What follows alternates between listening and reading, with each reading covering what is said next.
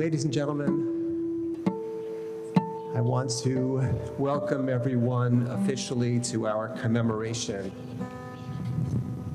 20 years later, it's remarkable to think that 20 years have passed.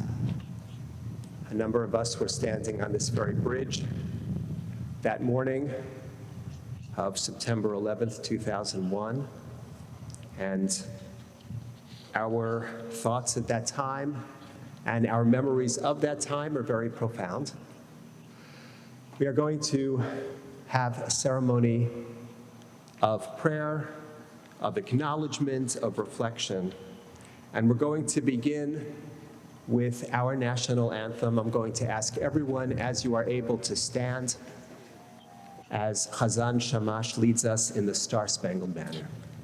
Oh, say, can you see by the dawn's early light what so proudly we hailed as the twilight's last streaming, whose broad stripes and bright stars through the perilous fight o'er the ramparts we watched were so gallantly streaming, and the rockets' red glare, the bombs bursting in air, gave proof through the night that our flag was still there.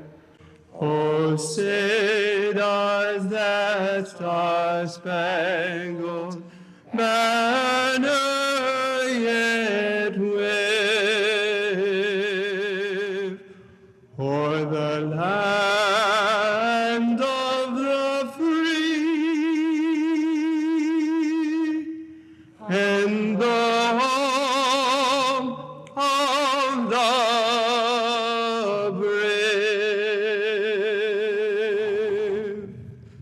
I'm going to ask that we remain standing for a moment of silence for those who fell on and after the tragic events of 9/11.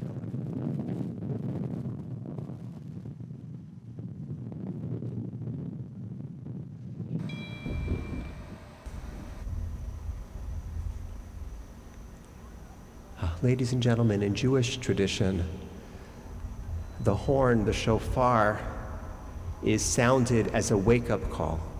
It is meant to wake us up to our responsibilities, to wake us up to our potential, to strive for and create a better world for us and for future generations.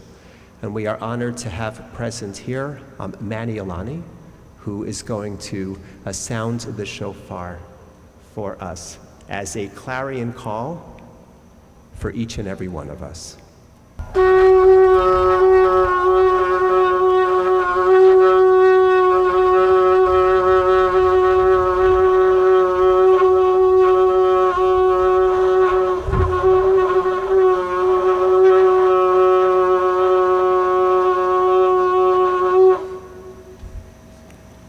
Everybody may be seated.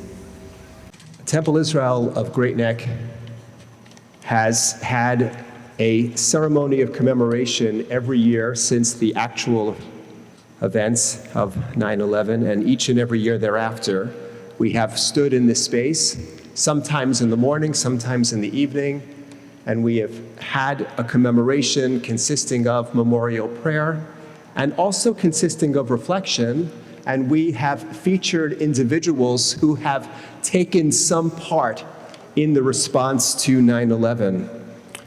This evening, we have the honor of hearing from Dr. Andrea Katz, who is a member of Temple Israel and a member of our board of trustees. And she and her partner, Susan, are active participants in so many aspects of the life of the Great Neck community and beyond.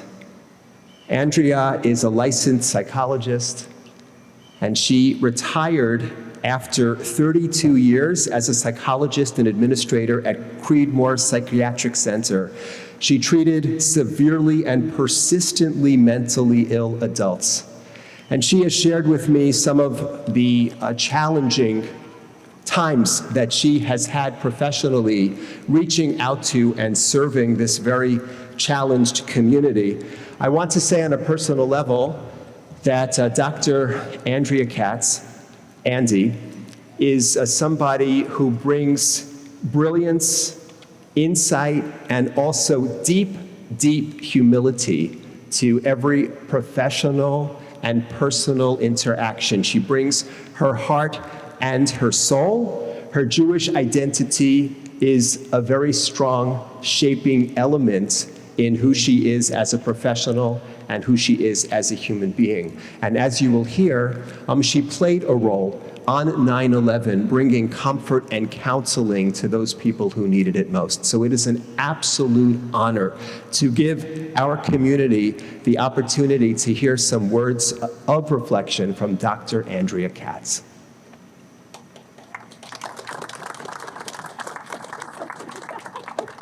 Yes, now you have to say something. I guess I have to say something. I'm going to read because it's and I'm going to get attacked by the mic.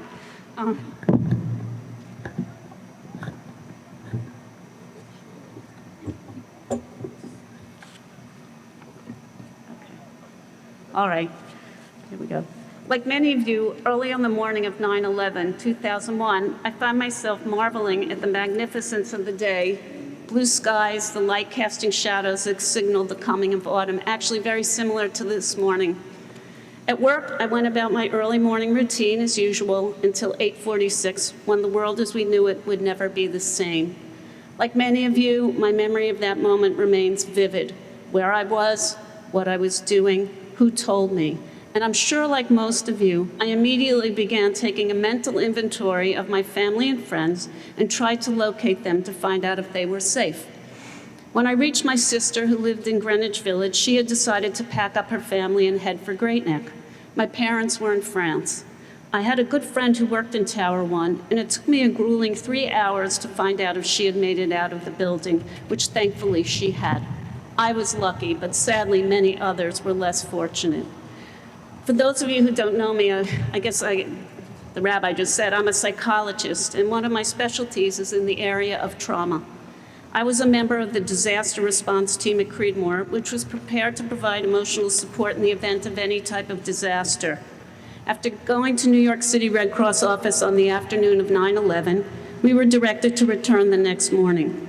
On 9/12, most of the mental health professionals were assigned to the task of talking to family members and friends searching for their loved ones, but the 6-member team I was with was sent down to ground zero. Lower. At this point, I will try to paint a visual picture of some of my experiences over the 6 hours I spent at ground zero and tell you about some of the memories I have lived with for the past 20 years. On the way downtown, we were told we couldn't take photos because the area was considered a crime scene. When we got down to the World Trade Center area, it was hard to know where we were because there was so much debris everywhere.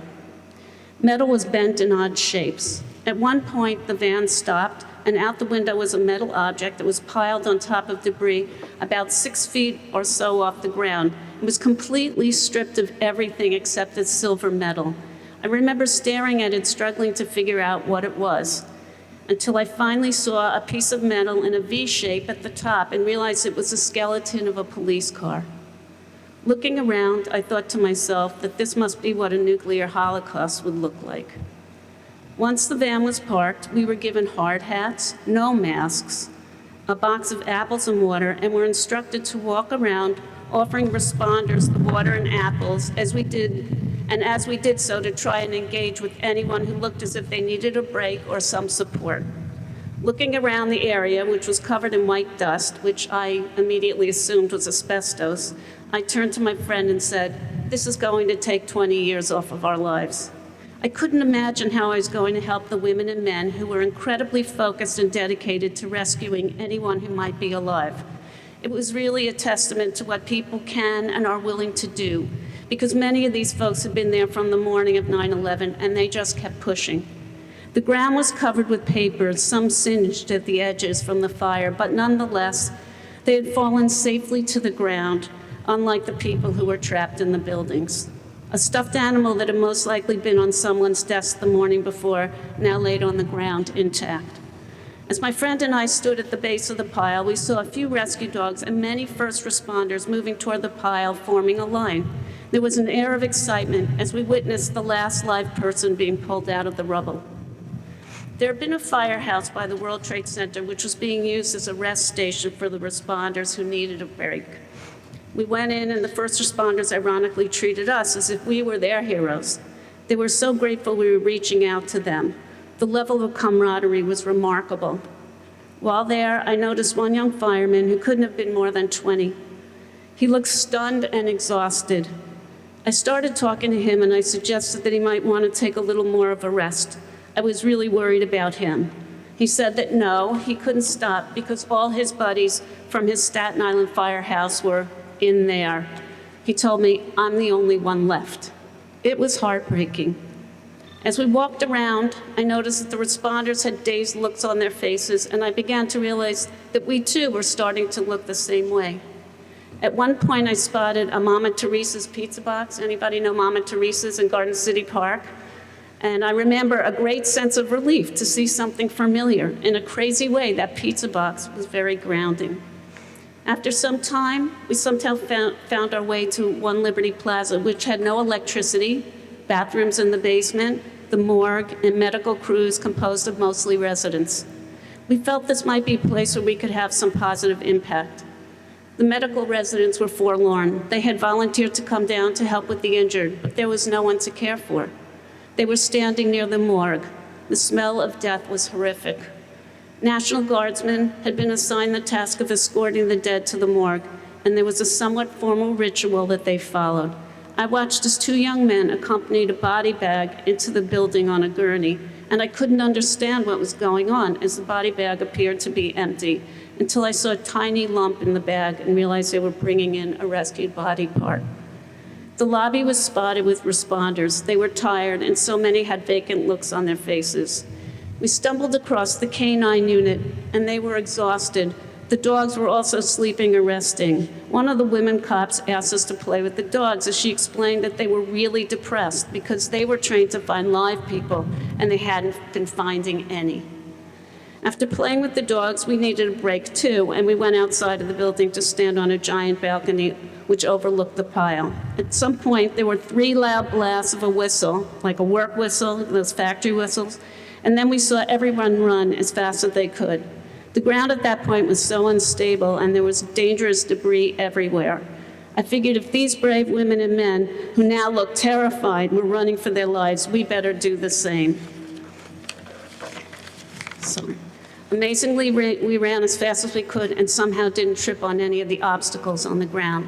But we ran so fast and as far away from the buildings as we could that we accidentally ran out of the perimeter and we weren't allowed back in. Walking back to the Red Cross with our hard hats on, our absent looks of trauma, I noticed that people wouldn't even look our way. On the walk uptown, I called my sister, who cried and was very upset because she had heard on TV that One Liberty Plaza had collapsed.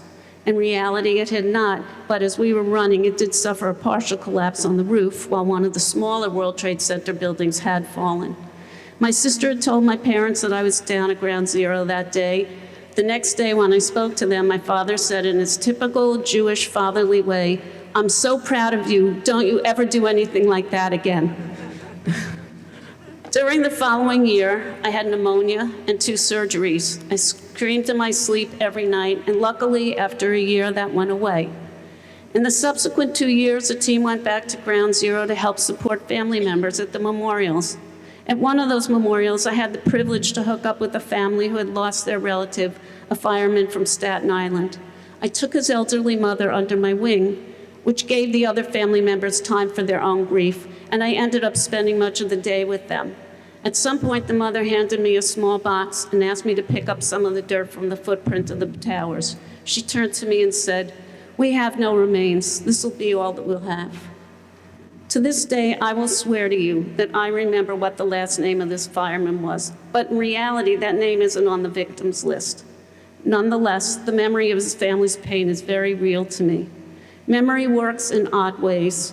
It can be crystal clear, etched in our minds, or it can be faded, distorted, fragmented, or totally forgotten. If we are old enough, we all have memories of that day. And if we're not old enough, we have the memories of what others have told us and what we've read and seen. We have each individually done with our memories what our psyches could and can bear. Each person is different, and we have each tried in our own fractured way to put together the events of 9/11. For me, the challenge over the past 20 years has not only been to remember these experiences as clearly as I can, but to understand the impact they've had on me. One of the things that personally impacted me was my ability to surpass my anxiety and my fear to act. For those of you who don't know me, I'm an anxious and sometimes fearful person. When our van was assigned to go to Ground Zero, I remember immediately turning to my van mates and saying, "Is anyone nervous about this?" But I decided, and it was a very conscious decision, to push myself forward despite my terror. This really impacted me because I realized that when it came to the greater good, I could push myself beyond my own automatic response to run in the other direction, and that if I was called again to serve, I would, because for me, being able to help others is a great privilege. However, 9/11 has left me more fearful in other ways, and although I push myself to do the things that I fear, including sometimes going to synagogue, I still experience that fear. The other thing that really impacted me following 9/11 was the brief sense of unity. Following the attacks, many felt more unified as Americans. People from all over the country wanted to know how they could help. Friends from abroad called and sent emails, not only to see how we were, but to let us know that they stood in solidarity with us. As a community, a country, we feared together, we mourned together, and we tried to console each other. At that time, we attempted to embrace our differences and felt the strength of what it meant to be unified. Ironically, 20 years later finds us in yet another crisis, but in a very different place. Rather than coming together, we're divided. Remembering is an important aspect of Judaism. Memories guide and inform us, and they are a part of the fabric of Jewish life. As I see it, one of the challenges before us is to use our memories and understanding of what brought us together after 9/11 to help us find a way to unite in our current struggle against the virus. On this beautiful evening, as we come together to collectively remember the events of 9/11, I wish you all a Shabbat Shalom. Shabbat Shalom.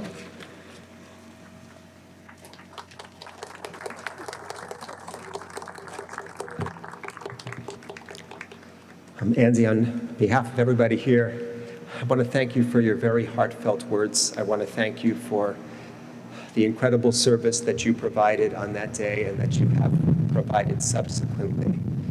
There was a very well-known short story written by the American writer Delmore Schwartz called "In Dreams Begin Responsibilities." It's about somebody who has these dreams about his parents, and he wakes up and he realizes that he has a cluster of responsibilities for how to face his family and how to face his life. And I would just offer, in response to the heartfelt words that you shared, a kind of a variation on that.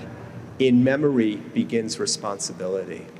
And you are charging us to remember these events in ways that encourage us to feel responsible to create a safe and a just society and a unified society for all. And thank you for your service, and thank you for the message.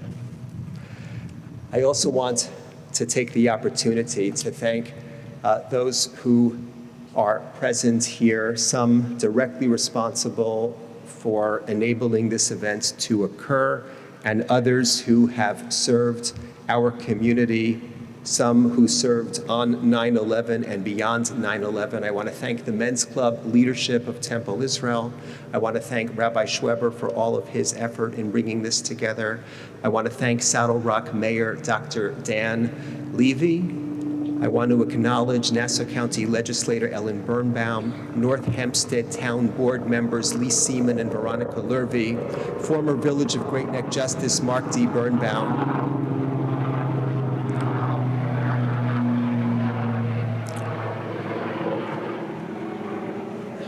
Village of Great Neck Plaza Justice Richard Kestenbaum, and I want to acknowledge with deep gratitude the members of Vigilant Fire Company who are with us tonight and who acted heroically on that day and who act heroically on so many days for all of our behalf, for our community. And I want to acknowledge as well Rabbi Maram Chari, who has served as the chaplain of Vigilance for many years, bringing his wisdom and guidance to them as he has brought to so many of us over the years. I'm going to ask everyone to rise as Chazan Shamash recites the memorial prayer for all those who fell on 9/11 and thereafter. מלא רחמים, שוכן במרומים,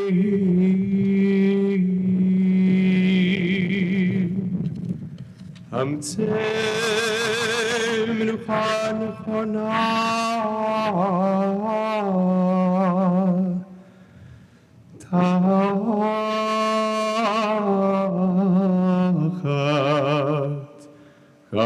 כנפי השכינה במעלות קרושים ותורים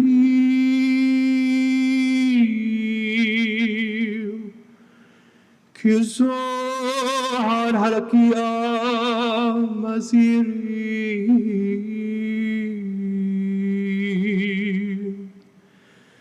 ונשמור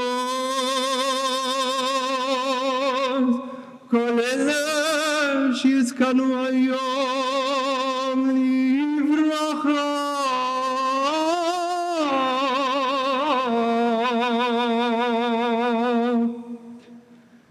שהלכו לעולמם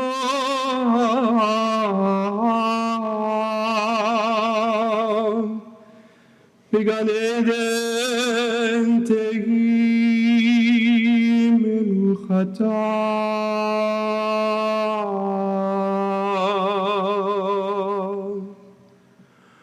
הנער מרחמים הסירם בסתר כנפך לעולמים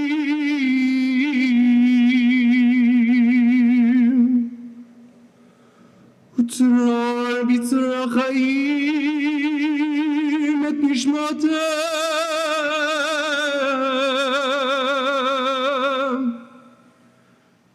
אדוני ונחלתם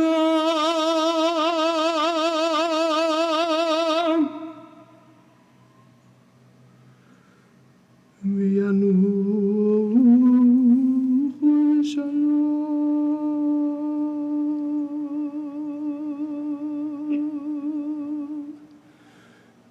ושלום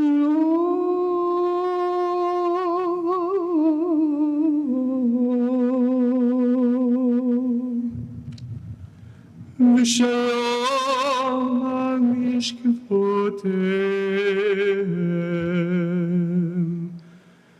ונאמר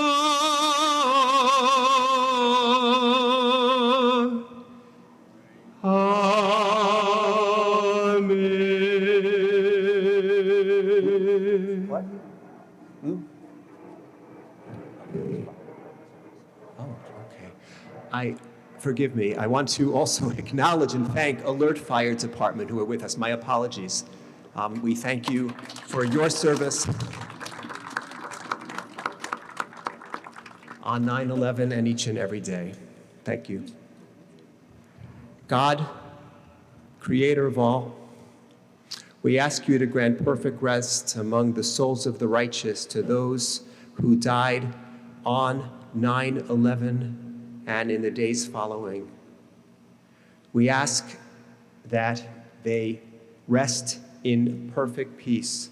We ask you to bless the souls of all of those who died, some of whom died while saving others. We ask that you give perfect rest and that we sanctify the memories of those who lost their lives.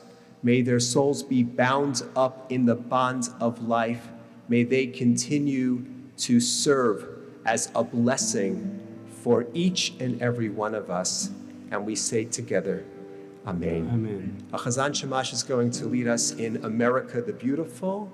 You can find it in the Siddur on page 396. Oh, beautiful for spacious skies, for amber waves of gray, for purple mountain majesties above the fruited plain. America, America, God shed his grace on thee, and crown thy good with brotherhood from sea to shining sea. Oh, beautiful for spacious skies, for amber waves of gray, for purple mountain majesties above the fruited plain. America, America, God shed his grace on thee, and crown thy good with brotherhood from sea to shining sea. We're going to go to the last verse. Oh, beautiful for patriot dream that sees beyond the years. Thine alabaster cities gleam, undimmed by human tears. America, America, God shed his grace on thee, and crown thy good with brotherhood